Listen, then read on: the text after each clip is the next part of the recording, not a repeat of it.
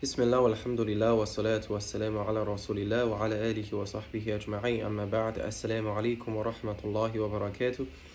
Dear brothers and sisters, my laptop is facing some technical issues, so I'm recording this new video with my phone. But anyway, welcome to the third episode of Chinese Stories with Islamic Wisdom.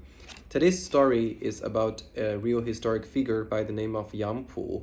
He lived in the Ming Dynasty. He was born in 1372, and he was highly educated, very intelligent, very talented.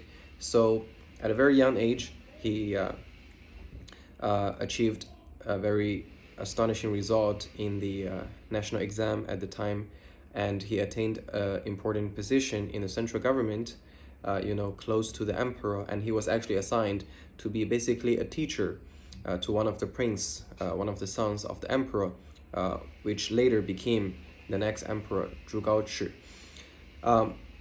But while he was serving this prince, while he was serving this son of the emperor, another prince hated him for that. And because this is the typical political struggle between potential successors of the royal seat, right? They will fight each other for that position of power. So the competitor, Zhu Gaoxu, actually plotted against Zhu Gaochi, this prince that he was serving. And as a result, the emperor fell into this trap and became very angry at Zhu Gaochi and all of the people who were serving him or who were on his side, and he imprisoned all of them. So, Yampu was one of the people who was imprisoned. So this was 1414. So when he was 42 years old. When he was 42 years old, he was imprisoned. And this imprisonment lasted for 10 years. For 10 years, he was imprisoned. Many of his colleagues who, were imprisoned for the same reason, because of the same political conflict, actually died in prison. So you can imagine how harsh the treatment was towards these people in prison. But what history records about his imprisonment, this period of time when he was in prison, is 读书不辍. Yampu, 读书不辍. He never ceased reading. He never stopped reading. So he's in prison for 10 years, but he just kept reading, history books, ancient books, philosophy books, all kinds of books that might help him develop his intellect and also prepare him for a later service, perhaps, towards his country and towards the government. And sure enough, after 10 years, in 1424, the prince that he once served became the new emperor. Zhu Gaochi succeeded the royal seat and became the emperor. And of course, 3 days after he became the emperor, he released Yampu, and he remembered that all of this suffering that he endured was because he was a loyal, consultant and a loyal teacher, someone loyal to him. So he was very thankful to him, and he gave him again a very high position. So this is when he was 52, right? Now he again has a very important position in the government, actually much more important than before.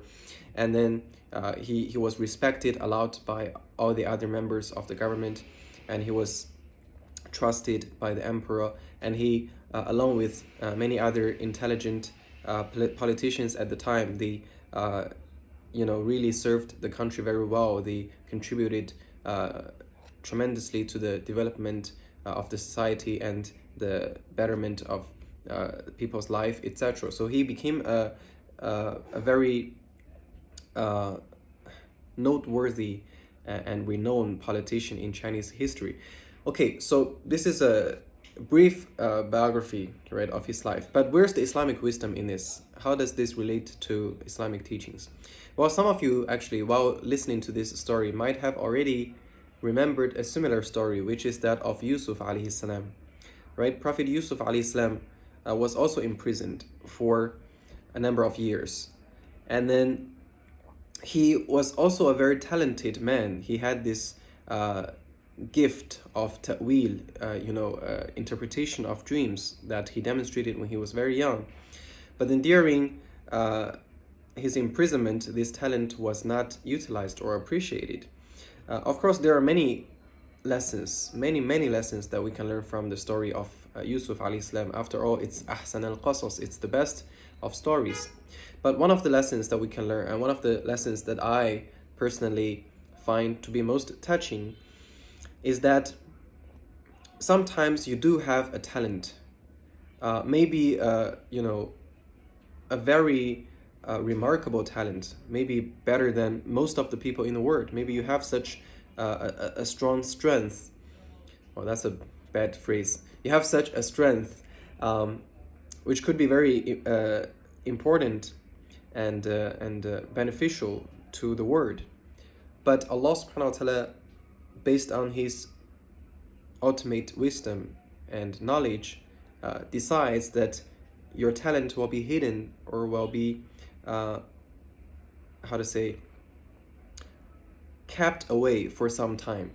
And you will be tested for some time, and you will be trained in a way for some time in preparation for an eventual outburst of this talent, which could really make a huge difference. So in the case of Yusuf alayhi salam, he knew how to interpret dreams when he was a kid, but Allah subhanahu wa ta'ala didn't give him an opportunity to utilize this great talent until many years later, until he suffered from many tribulations, until he endured many difficulties. And eventually, after this period in prison, the turning point was when the king had a dream and he interpreted it. And then at this point, the interpretation of this particular dream of the king became not only a turning point in his own life, but a turning point of, you can say, the trajectory of this civilization. Because without his input, the famine that was going to happen would have caused a lot of damage, right? Without his tactics of preparation. So similarly, Yampu, this Chinese politician, when he was in prison, he also demonstrated the Islamic quality of sabr, patience. He didn't, give up hope, and he didn't complain about his fate. He didn't blame anyone, actually. He didn't even blame the one who put him in prison. What he did was 读书不辍. He kept reading, because he understands that just like Yusuf alayhi salam remained his upright qualities, his upright character in prison, because his prison mates said, "Inna naraka min al-muhsinin." We can see that you are among the excellent people. So similarly, Yampu also remained his intellectual character, and he continued his pursuit of knowledge, and he believed that this temporary imprisonment will not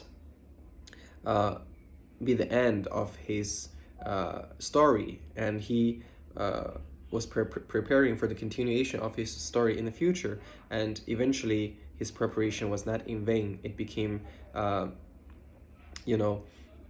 utilized in the later part of his life, just like the talent of Yusuf alayhi salam was eventually utilized and made a big difference. So actually, if you are a very reflective person, you can see more parallels between the story of Yusuf alayhi salam and the story of Yampu. So there are many fascinating stories that involve imprisonment, which is very interesting. Malcolm X, rahimahullah, also had some very amazing experiences when he was in prison. He also learned a lot, right? We can also describe him as 读书不辍, never ceased reading when he was in prison. He joked and he said that he got his master's degree in prison. So many legendary figures in history, we find that they have harvested some kind of amazing experience or quality from prison. So that's interesting. I'm not suggesting that you look for imprisonment actively, but it's just something as a reference to teach us that sometimes isolation might be good for you if you have the correct attitude, and if you are still active in isolation, if you take the correct actions, if you know what you want, and if you aspire for something meaningful, and if you just maintain that patience and maintain that good assumption about the future, then your isolation, even your imprisonment, will account for something meaningful. So hopefully this story inspired you, if you are a student, to also keep studying. I mean, if he kept studying for 10 years in prison, what's your excuse and what's my excuse, right? A few days ago, when my laptop became brick because of a BitLocker problem, I was also feeling a little bit disappointed, and I felt that my studying was affected. But subhanallah, how weak are we, right? We are so attached to technology that we don't realize real studying doesn't necessarily have to be accompanied by technology. I mean, people in the past, they studied a lot without the help of these things. So the story surely inspired me, and it gave me this encouragement that keep on studying no matter what happens, and one day your talent will be utilized, and one day you might make a difference, but you have to be ready for that. Opportunities come to those who are ready. So hopefully this story is interesting to you too. If it is, make sure you share it with your friends, and thank you for watching, and I hope you're interested in this series, and I hope you watch the next one as well. Jazakumullahu khairan. Assalamu alaikum wa rahmatullahi wa barakatuh.